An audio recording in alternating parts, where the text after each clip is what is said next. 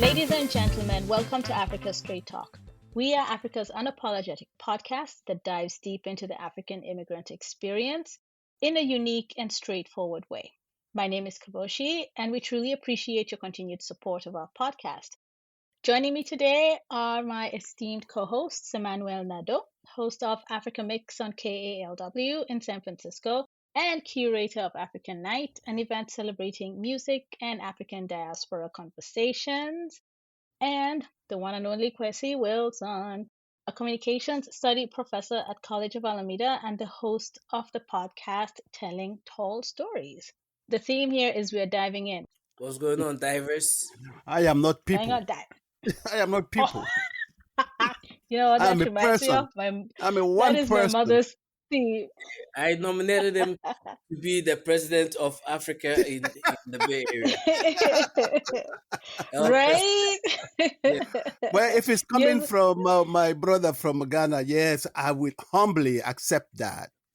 Right, my right. people- There used to be a guy in the Bay Area from Zimbabwe, Taku, Mm.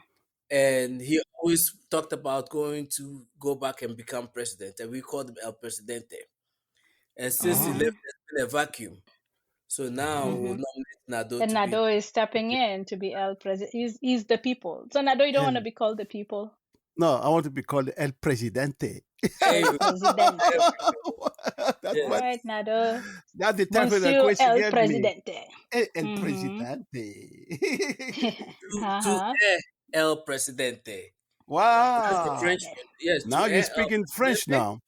Right. Oui. Is there anything Kwesi does not know? Sir. Yes, there's Mhm. things I don't know. Mm. I don't There you know go. what's going on in your space while we're not on video. I don't know many things. Yeah. Yeah, Yeah. true story. But you know, the last time we were all on this show together was July, and Oh, Kwesi yeah. was in Ghana, and he, Wi-Fi was an issue, and he dropped off. And then August, Kwesi was recovering from jet lag, and I went on vacation. So we had a rerun that aired, and then September, Nado, what the hell were you doing? Like, why weren't you on the show? I don't know. I have Nado no had idea. more important things to do. Nado He was can't even remember. He was presidenting. He was presidenting. Right. but Don't Kwesi and I- say that. Don't say that to the people of Alassane Ouattara, because he might be looking for me. He's the dictator that wants to spend come power on, Nado. forever. You can defeat him. Oh, no, You will no. defeat. Yeah, you can. Come on now. no. You have the power of the diaspora The behind you. whole Africa is behind you, Nado. The whole Right. country. No, but you know, when these dictators have the military control, I mean, they can do anything, no matter how powerful you are coming from somewhere, because they control the stupid militaries that Yeah. just listen to them instead of protecting the Right. people. You know, that's shit. Look, Biya, Paul Biya. Okay, Well, well, just politics let today. let us not get Nado started. Yeah. So Hey, wait. what? There was a president that was sentenced to death in absentia in one of the African countries. I can't remember the name. Oh, I think it's a Congo. Congo, It- right. Yeah. Oh. Kabila. The Yeah, Kabila. Yes. Yes. Yes. He's still in exile? Where is No, he it's now? not exile. It's not exile. It's in the Congo. That's He's why in the He's Congo? in Congo? Yeah, he's and in he the was Congo. sentenced to death? Yeah. Oh, He's so in then the why Congo. did they in absentia that he didn't show up to court? He didn't show up to He court. didn't show up to court. Oh Yeah. yeah. The nerve of him. Anyway, it was great to see you guys at Chazanami, A Taste of Africa. Oh, yeah. yeah. that was- That was great. And the weather was perfect. But hey, you know what? Seasons are changing. The And we'll temperature be is seeing each other again this dropping. weekend. We'll be seeing each other this We'll weekend. be seeing each other. We're seeing each other too much now. I think that's a little too much. Well, that's a that's good thing, though. that's That's a good You thing. think? Because we don't usually Well- see each other, that No, often. we don't. Yeah. We We have don't. to catch But, up. but Don't also, but also, we don't see each other like consistently like this. It's Yeah. like one here, one there, not like Are you weekend opposed to after seeing each weekend other? after weekend. Is that what you're fighting now? What? Wait. Are you opposed to seeing each other? We'll have to see each other every weekend. Every weekend you make jollof. Like I want Jollof. to. Oh, are you making jollof? No, you see, Maybe Kabochi, one of these days. you're the one that's supposed to make the jollof and invite us over. Me? Yeah, Exactly. Yeah. yeah, no, Exactly. no, not me, Kwesi. First of all, What? that's We your need job. You Kenyan were in jollof. Ghana for 3 months. You're supposed to have We learned enough need Ghana Kenyan jollof. dishes. There's no Kenyan jollof. Okay, fine. We'll do Nado, this. We'll do Nado, this. Yeah. what do we want? Jollof. Where do we want it from? Kenya. Kenya, not from Ghana, not from Nigeria, From not from Kenya. Senegal, but from Kenya. From Kenya, the Yes. Kenyan jollof, aka pilau. Fine, Right. we'll do it. Yeah. So when are we doing As that? long as it's not Mexican rice, Hmm? we're good. As long as it's not like Mexican rice, we're good. No, it's not Mexican rice. Pilau is the best. Or I make Oh, biryani. You know what? oh, Oh, That's I pilau. tried that. I tried the you know pilau. what? I Yeah. think, You where were we? remember? I went. I Yes, tried it at before. the African cinema. At the African, At the Yeah. African Taste of Africa. Yeah. no, not Taste of Africa. It was not those events. Yes, that's it. Oh Like, yes, Hmm. yes. The same lady who was at Taste of Africa, Priscilla is the one who made Yeah, she made the oh, my. dish so, for. because Yeah, Yeah. me, yes, I thought it was Tanzanian. So it's the same thing. yes, Yeah, Because she's from yeah, it was Tanzania. She's so from good. yeah, Tanzania. yeah, It Yeah. was so yeah. good. Yeah, And it you was can my Pilau, make yes, first pilau. time. wait, you can make it? Every Kenyan can make pilau. Even our Oh, guest then today can yes, make it's all pilau. like Hello, popcorn. It is all hello, like popcorn. No, well, We then have to hello. you plan should that. do it. Okay, guys, let's get back. Let's focus. So, Come on now. Come on but, now. So here's the icebreaker. What is a movie you have watched that you loved and thought it was the best movie ever when you were a child back in Africa? Because we all grew up in Africa. But now, as a grown up, and you think about that movie or you rewatch it and you're like, Jesus, this thing is so stupid. And why the hell did I think this movie was the best? Can I go first? okay. The Gods Must Be Crazy. That was Mm. a good one. I honestly thought it was the funniest movie ever. Everyone thought it was funny. And With the Coca-Cola now bottle coming thinking from the about sky. it, yeah, the Coke bottle falling from the sky, hitting Mhm. this. Was it the San? There were the San people, right? In Southern Africa, in Namibia, in the desert Kala- there, The Right. Kalahari Kalahari Desert. Desert. Yeah. Yeah, and and then there's this fight over it, and they thought it was the gods that brought it down, and it could do all these things. And Oh the other God, part is the fact that they didn't even pay the guy. yeah. The There fact you that they go. didn't pay the guy for And I making think they made like Gods Must Be Crazy 1 and Gods Must Be Crazy 2 or something it. like that. It's so ridiculous, so stupid. I don't know. Why? The question is Maybe. why now. Yeah.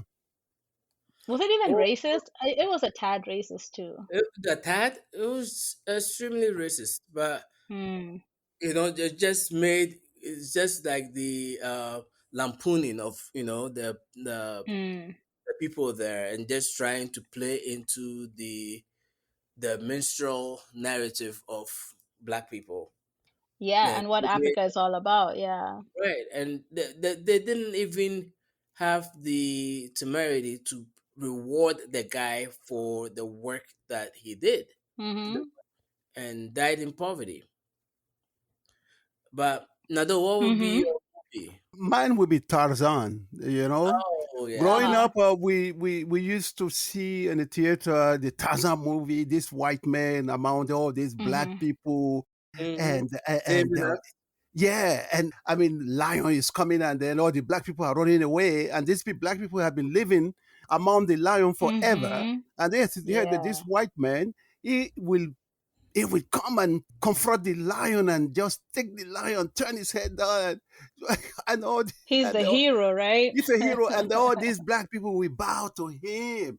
Hmm. Man, and we believe that there was a white man somewhere in Africa there too, Yeah.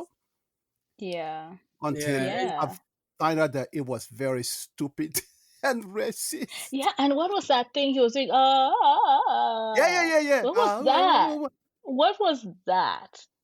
Well, I need to go back and watch that movie again. I'm sure it's on YouTube just to be Hmm. able to look at it from a different perspective, and then be able to identify all those little racial, what you call it, Undertone. messages, undertone Mm. Mm. Mm-hmm. messages, underpinnings that were in there. Because I watched it as Yeah. a kid, Mm-hmm. and as an adult now, I understand it better. But I haven't watched the movie to see those intricate underpinnings of racism, right? And so Mm-hmm. it'd be Mm-hmm. interesting to just watch it again with a critical ear, and Yeah. Mm-hmm. looking at all and these. and the actor, one of the actors, because there was one actor that was famous. His name is Johnny Westmiller, and apparently he Mm-hmm. was an Olympic swimmer.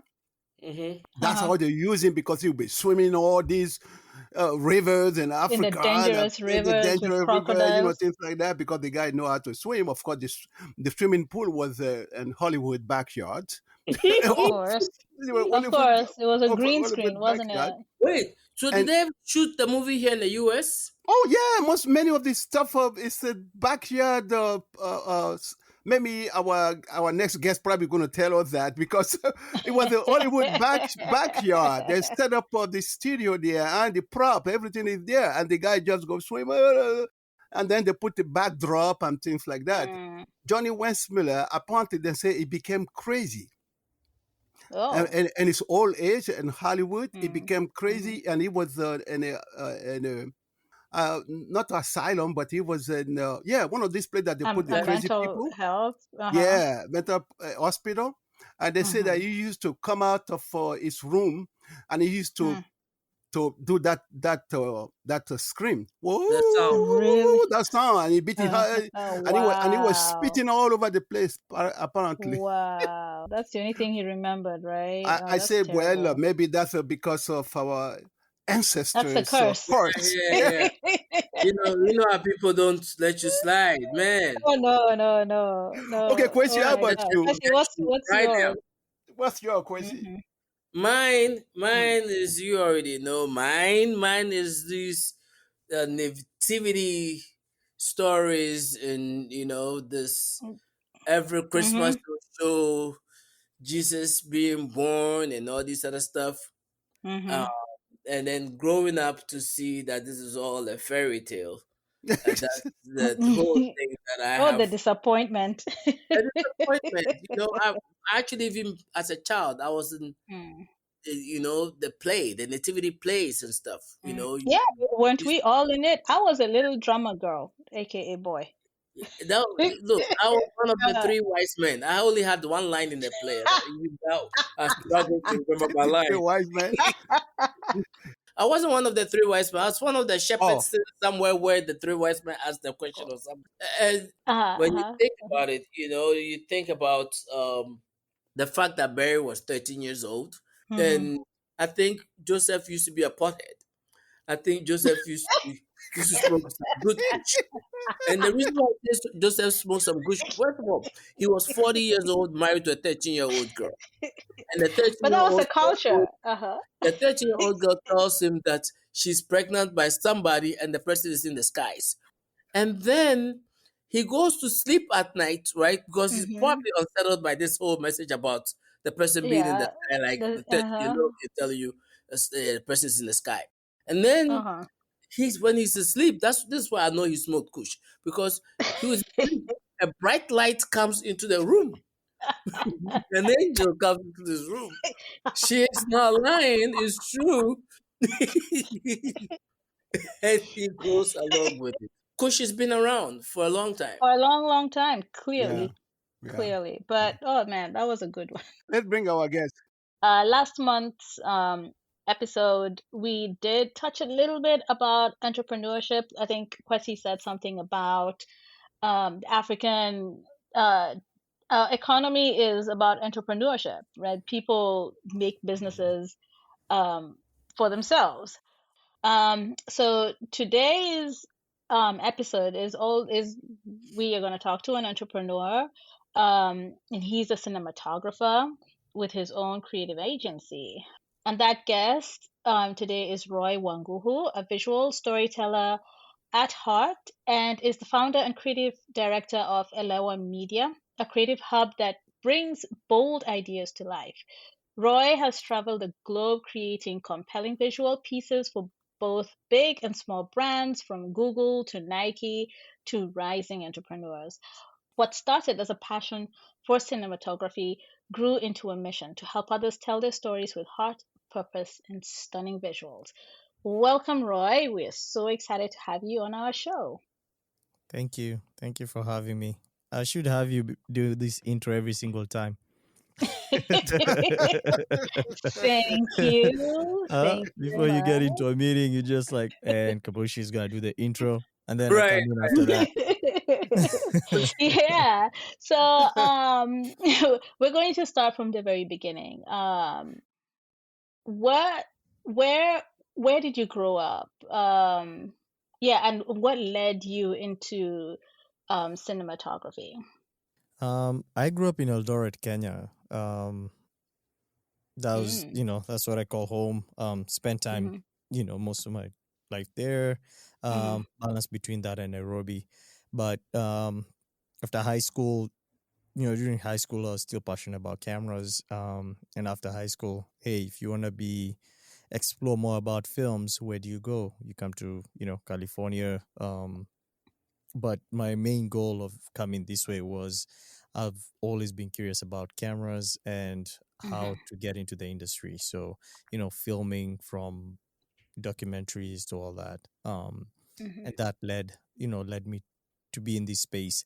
And not everyone has the same journey. At least I had a little bit of an advantage. I had a cousin, my Congo, who was here and also was in the industry. So Mm-hmm. um coming here was also the opportunity for us to work together, work with studios here, Mm-hmm. get some mentors, get my feet wet with people who are actually already working in the industry. So when was that one moment that that that you decided, like, this is what I want to do? Did you watch a lot of TV? Did you, like, what was it? I am What should we refine your question for you, if you don't mind? Was there one specific, like somebody who gave you inspiration or something Hmm. inspired you? I I loved watching movies, right? And Uh-huh. one thing, and I still have that, and I think that's what's kept me going in this space is I love technology, and I'm always Uh-huh. curious of I'll watch, okay, I've seen the movie, I've seen what's there. I'm now thinking, how do you do that? So that led the question to the camera side of things and starting to explore. And that leads to my world as a cinematographer because I'm more on the technician and the side of things of Mhm. understanding, okay, this is what it would take. These are the tools you'd need to actually execute this project. So in Kenya, I was working, like that's the mini DV, those are the small tapes back in the day. Mhm.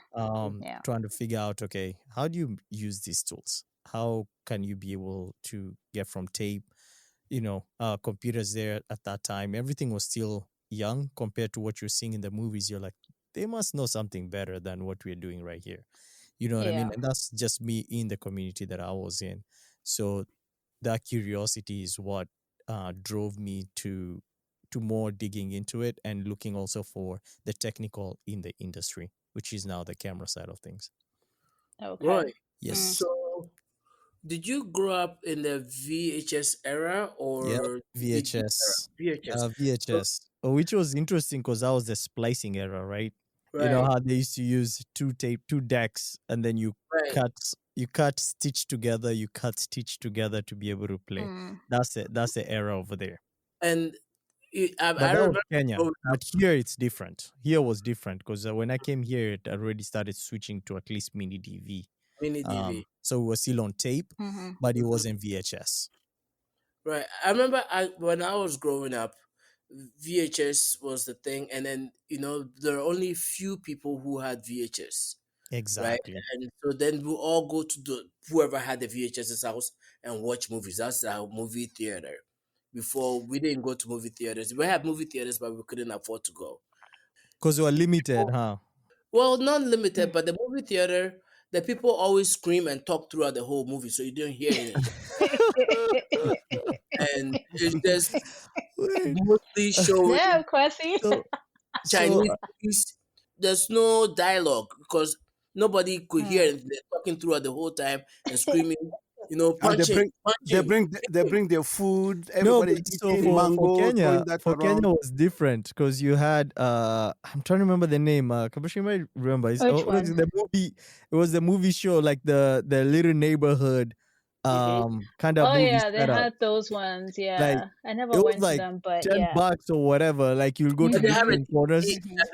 a VHS and then the TV screen, right? And you watch it. Yeah. Exactly, but they're charging And we Mm-hmm. people had at the Mm-hmm. door, but it's like your neighborhood Yeah. that. theater That. kind of Yeah. thing. It's not That. like, Uh-huh. That is where we watched the first blood and all those uh, Or the Rumble.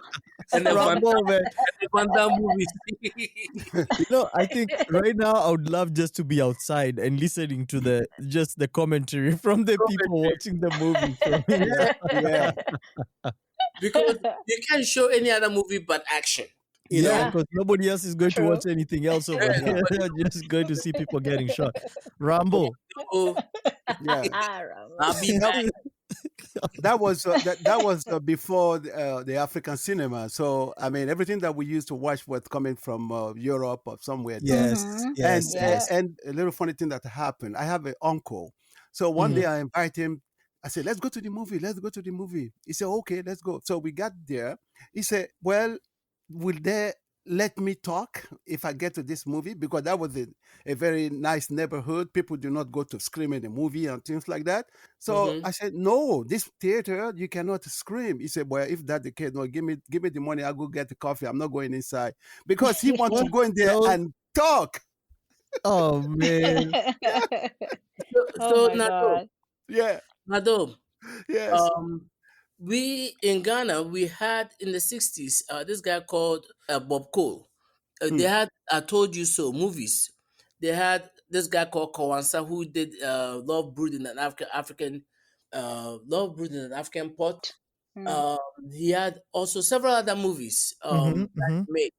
Heritage Africa, which was a movie about our fight for independence and stuff. So we had a movie industry. Actually, if you know this actress, Nadia Buari, right? She's Yes. in Nigerian movies. Her Mm. father, Sidi Kubuari, was a filmmaker, lived in my area. He had one of those, he had a movie theater called Sit Theater. And we used to go Mm-hmm. watch Mm. the movie theater with big screens and everything else in my neighborhood.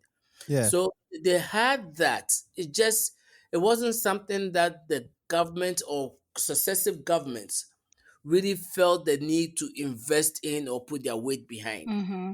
You Mm. know, but we've had sporadic times because Nkrumah started and pushed the arts a lot, big time when we got independence. And then other governments come and then they cut the funding for that. And then, Yeah. over Mm-hmm. time. But the consistent storytelling. For Kenya was more theater, Oh, so plays and stuff. plays and stuff. Because you Mm-hmm. remember, like even in school, like theater was huge, and there used to be Yes. competitions based off of theater. Mm-hmm. Oh, Yes. wow. Yeah. So like investment in that on the arts on that department, but when you shift that to like movies, was totally different. That Different. industry, Yeah. I would say, was developed a little bit later for Kenya. So Mm-hmm. after being exposed to all of that, it's just the singular thing, camera was the one that got your attention. That's hey, if you're telling a story, what are the tools? How do you achieve some of these effects, right? How do you edit this Mm. film together?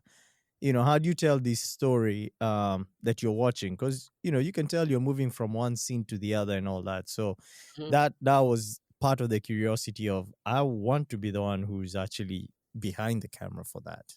So did you come to go Mm. to school here for that? I came to go to school for that, but got here.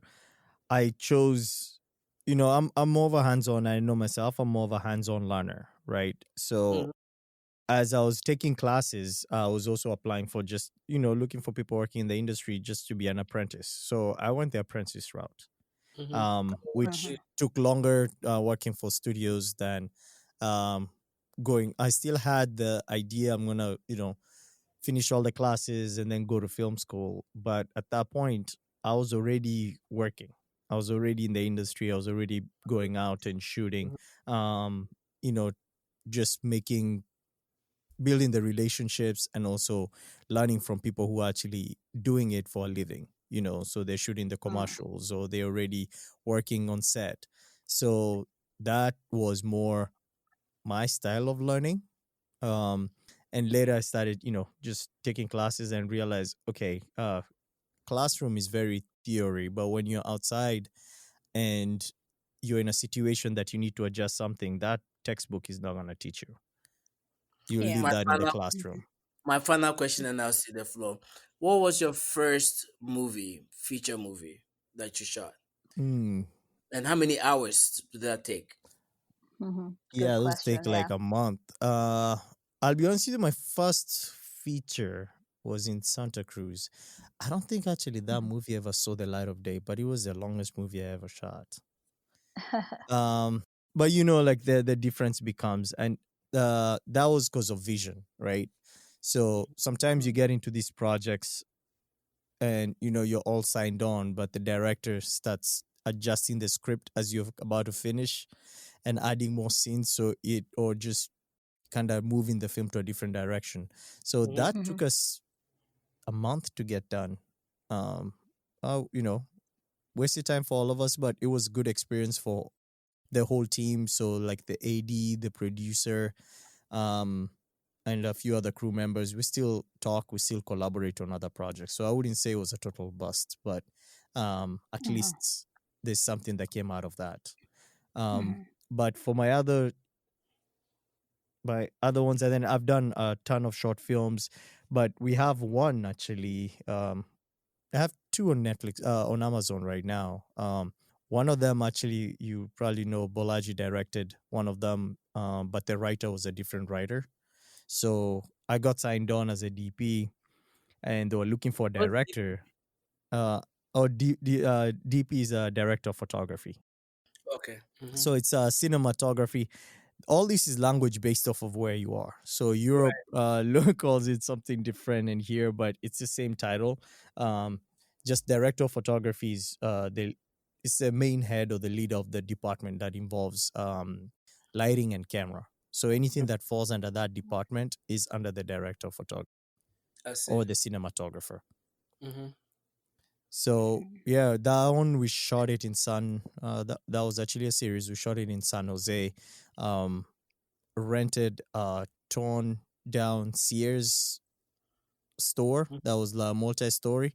We built sets in that place, and then we just filmed multiple scenes in that location. So we turned it into all these different locations, Hmm. from the Sears torn down multi-story building.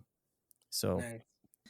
you'll think you're in an office, you'll think you're you know in a jail. We had a set for a jail, we had a set for an interrogation room, but we built all these different spaces in that whole Oh, building, and we had it for the month. So we just went ahead and got everything we needed from there. And that's then I good. think the most recent one was a couple, what is it, a year or two now. We filmed we're in Nigeria for a month filming a feature. So that actually I think is on Amazon right now. No But titles. We're not getting the titles. you're not So getting the go titles. watch. Um, Tell us the titles so people could go title watch. the title is Twin Flames, the one that Twin just Flame? came out. Twin Flames, yeah. Mhm. So that was an interesting one, shooting in Nigeria. That was the first time filming a feature film in Nigeria, but I've shot a couple series there, so it was interesting this time being there longer. But I'll no jabs, but I think I'd like to explore Ghana. I hear you guys are a little bit more organized, but no jabs, so nobody takes this personally. They treated me well, so I want to make sure I can get in again. But I'd like to Oh, you explore other will. places to film. Mhm.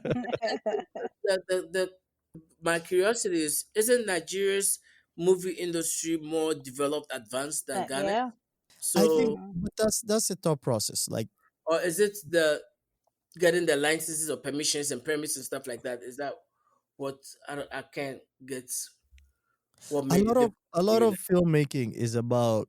There's a specific reason why you're going there, right? One, Mhm. you're going for location. Uh, Ghana and Nigeria look close. I know you'll tell me this is totally different, but landscape and everything, they're not that far off from each other. No. Mm-mm. So if you're trying to get that, and also less friction or less barrier to entry, right? Mm-hmm. Talent is there, depending on what departments you want to kind of fill, right? Now, in Mm-hmm. my part, I flew myself and my camera assistant there, and then the director was from here. Um, Filling in the rest of the gaps is easy. It's just where the equipment is coming from. But the whole idea is if you want to work in that landscape or you want that backdrop, that's why most of these feel different than I think you guys were talking about Tarzan being filmed in Florida instead of being in Africa. It does look different because the landscape is not the same, and you're using what we call plates. So you always want to be as close as you can to the location that you're trying to use as a backdrop. Yeah. Roy, speaking of Ghana, of course, we know that Idris Alba want to open a movie studios there. Yeah. Yes, yes, yes. Okay. There's been conversations of that. Yes. Yeah, yeah, yeah. So my first job that I got out of college, Mm-hmm. I was a photojournalist. That Okay. was the time of 35 millimeter cameras, Yes. and I was working for the Major, the only one daily newspaper in Ivory Coast at that time. And I was going there and doing an internship. So I Okay. was so good at the photojournalist that they gave me a scholarship and they sent me to Lille in France to go to the School of Journalism there. Amazing. And I came back. I mean, I was in love with photography. I mean, I had three cameras on my neck every time they would send me to an assignment. That was my first job, and I really love it. And I became very well known as the young photographer in the Ivory Coast and things like that. Yeah, that's. I mean, and one of my role model at the time Mm-hmm. was a French photographer called Cartier-Bresson. So you probably don't know because that's in French speaking, things like that. Went But past. Cartier-Bresson was one of the major photographer in all Europe. The way he was taking his pictures and his subject matter, the composition, the lighting, it was just, so that was one of my role models. So my question is, who are your cinematic role models and how they influence your work? Um, yeah, that's a very good question. Any cinematographer you'd ask right now, I think Roger Dickens comes to the top of mind for a lot of Mm, people. But I think, and the beauty, and this ties into everything. The beauty of living in California, at least you're able to go to some of this connections, and they have a lot of events that you can meet the people that you actually admire. mm, So Mm-hmm. going to LA, you're able to go to, like, for us, our biggest achievement is being part of the ASC, which is the American Society of Cinematographers, right? Mm-hmm. And they're based in LA, so I've gone over there and taken a few classes. So it's always I think right now, from the Roger Dickens that I look at, and I look at their work mm, and admire. There's also the opportunity of just the direct, the films that are being done, right? You watch a film and you're like, this is marvelous. I love the work that is being done on here, right? And starting to follow just the individuals based off of the visuals that they actually make. Each cinematographer has a style, especially if you live in Hollywood, mm, that you have to stay in. But the world that I'm in, sometimes I'm making drama, so I have to reflect on that and still find my visual language off of that. Um, and that's where I look at, okay, who are the best cinematographers who have that visual language for a drama? Because half of them already doing a lot of Uh-huh. drama projects. Or if it's an action film, you start looking at, okay, who is doing all the Bond films? What's their visual language there, mm, right? Um, so I admire a lot of them, and also I have my own vision of what I would like to do. But I mm, think where I succeed, or for what I would say I succeeded the most, is mm, when I'm able to listen and follow, okay, there's a script, and also follow the director, because at the end of the day it's a collaboration, so helping them achieve the visual. So we'll go through storyboards, we'll go through Mm-hmm. vision boards, we'll go through just guides of this is a style that we want to go towards, right? And for me, Mm-hmm. that's the part where I will have to kind of sit back and be like, can I achieve that?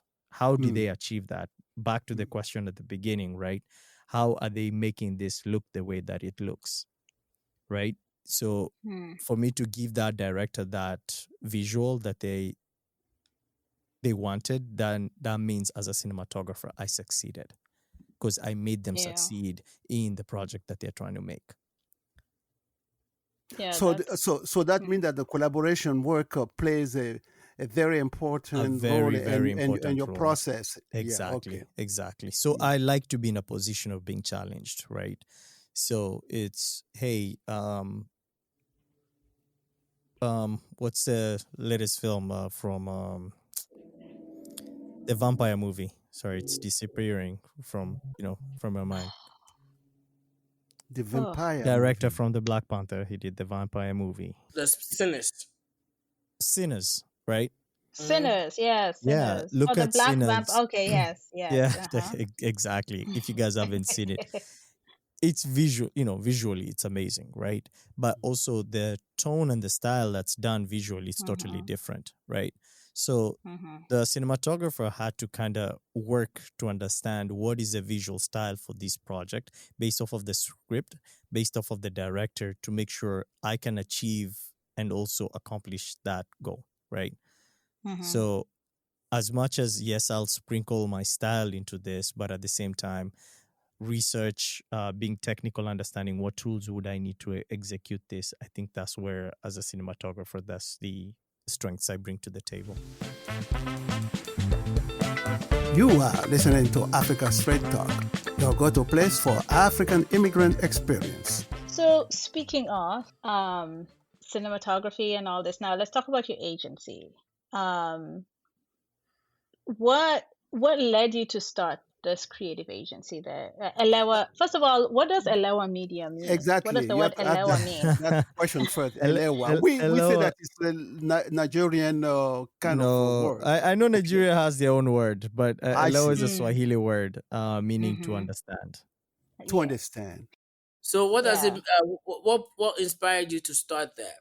So I think, not I think, but how it ended up being is, just working, building the relationships, growing. I ended up having a rental house because of how much equipment I had accumulated. So that became a rental house. Again, being technical, always testing, ideating, and being like, okay, I need to have the tools here if I'm going to keep working with them. So I ended up building that into a rental house. So from the Mm, rental house, our input, or the amount of projects that were coming in, would mm-hmm. require us to do it from beginning to end. So it Mm-hmm. became one of those things of having different teams having to handle it and then still coordinating them from beginning to end. So we finished shooting, which was always our team, but there's also the post production that was needed. Mm-hmm. We'd bring in contractors coming in and working on that, but at some point it became easier to follow the vision from beginning to end. So having at least a solid team that's a core team that's able to work on most of the projects, was the best idea for us, of for myself, just to be able to build that. um, Mm-hmm. but a lot of what we do is rooted in cinematography because that's where we shine the most. But Yeah. yes, we're able to. So the reason why we started Elewa Media was to at least being able to keep bringing on the people that we love to work with and also grow with them. Um, and also the decision to pick the team that you actually put on, um, always comes Mm-hmm. from the production company. So I started, and I'm grateful that I was given the opportunity to be in most of these places, and I wanted to bring more people who look like me to more of these places. And that's been part of how we've run Elewa Media. Is you'll notice a lot of people who look like us in these positions, because part of the biggest campaign or the biggest goal is we have to normalize cinematographers who look like us. We have to normalize Mm-hmm. directors who look like us. We can't be one or the other. And the way I look at it is, yes, I'm here right now. I might be out, but the more people that I let in, even though I leave, at least I know I'll leave more people in this space. Nice. Mm-hmm. So, would you Mm-hmm. say the studio you have is a child of Elewa Media? It is a child of Aloha Media. Yes, yes. And what can people get? What kind of services can they get in the studio? Yeah. Like, who are the people you're looking to come and use the studio? It's interesting because from beginning to end on, um, the capturing, the understanding of that, the lighting, all those processes to how to finish an actual product. That part we understood really well. And as time went by, and now we are living in an era where there's a lot of podcasts and a lot of people asking for help on how to execute that. So Mm-hmm. we were doing this internally. We still had our podcast space. We were still working within it, but we only worked with the clients that were already new and worked with us. But Mm-hmm. slowly I'd get calls like, hey, can you help us or can you advise us on how to start this podcast that we're starting? What do we need to get? Lighting, all this. And you look at how much cost that it ends up for someone to just do it. And this will be just one session that they need it for, or, just one season. And they're not technical. So we already have this space. We can open it up at least to people who want to record more. It's called the Oakland Podcasting Studio because it's located in Oakland. And Mm-hmm. it's an opportunity for you not to even think about the technical, because we think about the technical. We can't help ourselves. Mm-hmm. And they can be able to get in and out of the space without having to worry about, hey, I want to look good. I want to sound good. Well, Roy, we Mm-hmm. have so many questions for you, so but we're not going to have the time probably to ask all these questions, really, because we are so curious. We want to know a lot of things, little details Mm-hmm. about what you're doing. I mean, especially your one of your shooter, the Nikes. We'd like to ask you all about that, but right now, what I wanted to know, since we're talking about entrepreneurship, Yes. as an entrepreneur in a diaspora, what lessons have you learned with your agency? I'm quite sure there may have been some lesson that you learned to be entrepreneur in a diaspora. Yeah, that's a very interesting. With every single business, I think we operate in silos. But we Mm, forget, don't be afraid to ask the next person who's doing it better than you are, because most of them are willing to share. And sometimes mm, you like having conversations or engaging with others is you don't have to make the mistakes that the other people have made. And a lot of Mm-hmm. entrepreneurs are always willing to share their experiences. Mm-hmm. So just connecting with people, building community. One of the biggest ways to, I think, succeed as an entrepreneur is you have to build a community or just Mm-hmm. be around like-minded people who are heading probably in the direction that you're going or have been in the place that you're trying to go. And a lot of them are always willing to help. Because it Mm-hmm. took me, and I still, ask for advice. I still ask for help. I still look for people who are actually already doing it. Um, or if I'm curious about something, that's the beauty of where we are. And we are lucky mm, to be living in California or just here where the everything is tech. But just being able to find the community or find the people who are in the space that you're trying to be in, I think is an important lesson as an entrepreneur. mm. Yeah, thank you. Mm. Thank you. Yeah, that's good. I have a question about you as a diasporan who grew up in a whole different culture, a whole different country. Um, what strengths do you think the diaspora bring to the table in this industry? Expand that a little bit more in terms of. Do you think we as the diasporans come with a different kind of vision that can enhance what is already here and what is already known in this industry? Or do you think you bring something different that can be incorporated into what is already established here? Um, yeah, I think, and I'm gonna put this out there because it's something that we've been working on for a while. And I'm still looking for partners on that. So I've had a couple conversations regarding that. We, the West, has told enough of their stories. Hollywood is already done with the stories that they tell. Mm-hmm. They've exhausted it. Boy meets girl, action films. Mm-hmm. What they've not heard is our African stories. We've not even scratched the surface of even starting to tell our own stories. We Mm-hmm. have all the stories that we grew up listening to, like even just our scenario, like what we just spoke about right now about going to the theater, what our theaters look Mm-hmm. like. Yeah. I don't think there's a lot of films that have captured that. That's an experience. Like Hollywood would love to see that, right? Because it's Mm-hmm. new.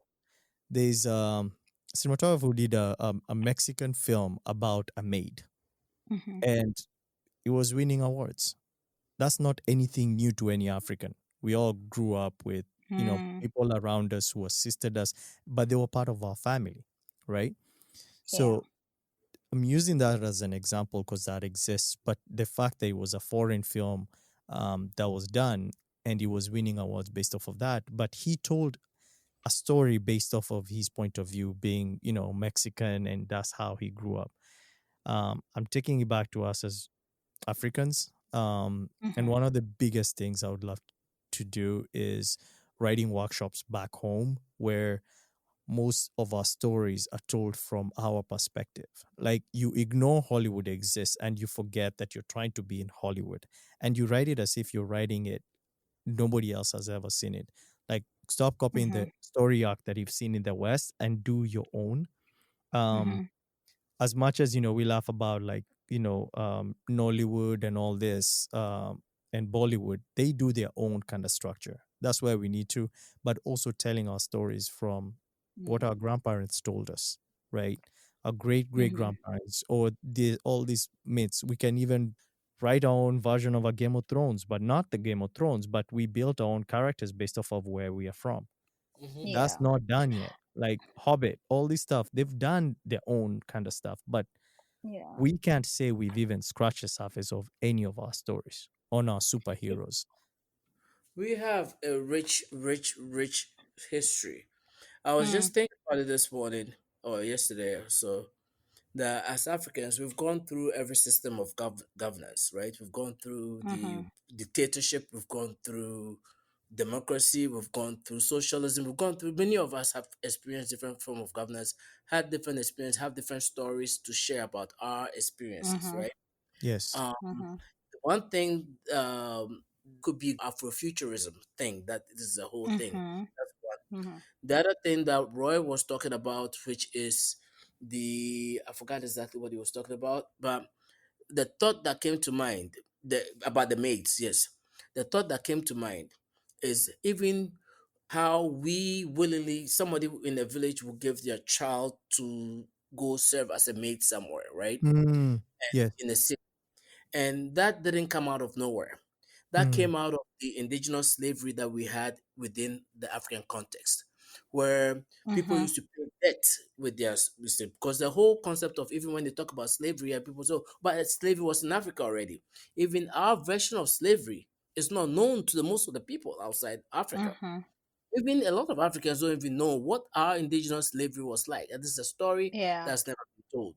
The colonialism, how we experienced it, never been told. How colonialism has affected us. These are all narratives that we don't even tell, and it affects how we see and view ourselves.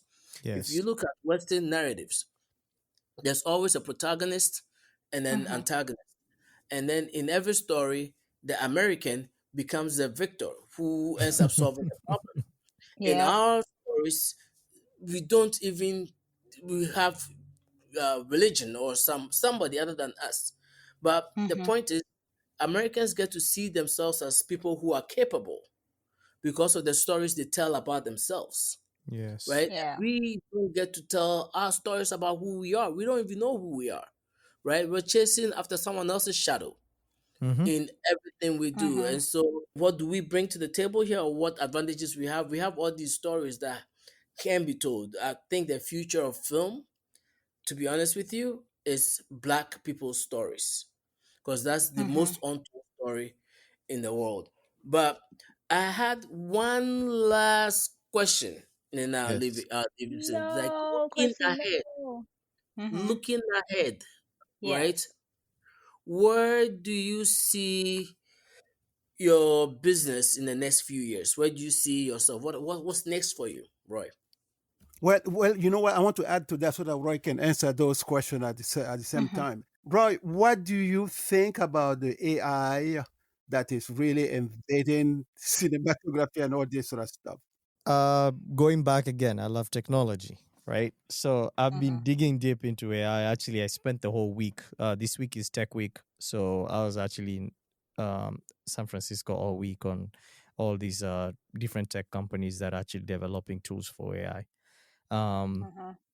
so it is interesting, and I'm a user. Actually, we're one of the few ones that actually we provide that service for our clients, where if they want us to generate content with AI, we'll still generate it.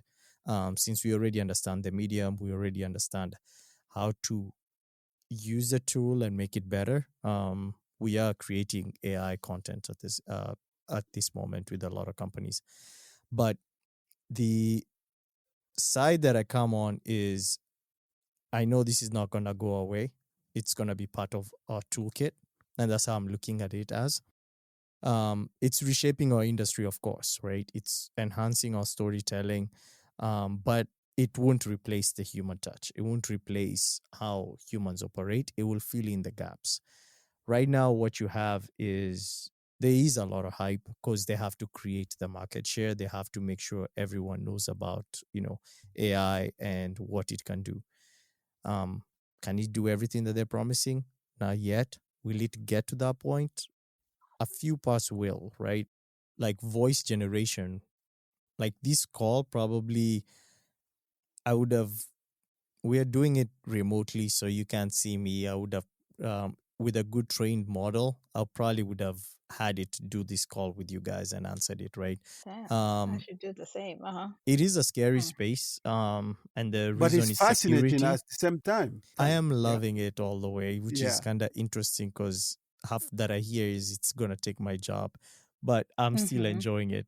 But the idea idea is, I don't think every single thing you'll still need a driver. It won't drive itself. Yeah. Yeah. Exactly. Yeah. So Exactly. as And much as your creative touch, you cannot do that. Your creative It touch. cannot duplicate the it creative, Yeah. can't the exactly. perception. Yeah. Exactly. And half of these Mm. tools, they still need a human to go type in the prompt. It will reduce the number of people that you actually use to get Yeah. half of these Mm-hmm. things. But in a way, it's actually, if used well, it's a really good tool for Yeah. Kwesi's other question: where do you see your business in the next few years? next few years. I think it's the same conversation I would love to, and that was a part of tying into the last part when I said about writing and having more creatives. I'd like to collaborate more with people in the continent and start working on stories on that direction. So I Mm-hmm. love where I'm at. I love what we do here, the connections, the relationships. But I would love to tell our own stories. I would like to, be behind the camera and actually lensing something that is, and that's the relief of even choosing working on the film in Nigeria. It's like going back over there. What I know works is the more people that you network and you make films with back home, and you travel back and forth, they you leave something there. You know what I mean? Yeah. You Mm-hmm. leave something there. So it's also another way, because even the film we're doing, we had a couple of interns or a couple of younger people coming in, and I'm sure they learned something by the end of the film. Mm-hmm. So Of course. that connection, as much Mm. as here is home for me, I still want to tell some African stories. Definitely. I have one last question before we wrap up. How do you handle burnout and or creative block? That's a very interesting question. I actually have a podcast called Balancing Acts. No And way. yes, I do.